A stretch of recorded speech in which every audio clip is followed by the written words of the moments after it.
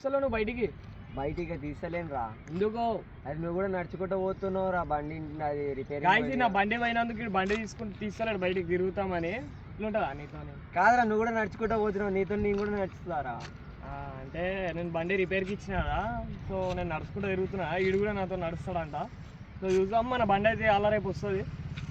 ఎప్పుడు తీస్తావు మన నీ బండి? నీ బండి వచ్చిన గాయసి సర్వీస్కి ఇస్తలేడు బండి. బండి తీసుకొని ఎన్ని నెలలు అయింది?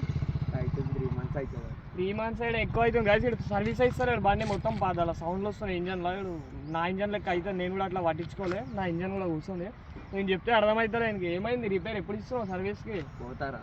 టైం ఉంది. ఏమో గాయస్ తిరుగుతుంది కారు. ఇంజన్ పోయినప్పుడు తెలుస్తుంది ఈయనకి.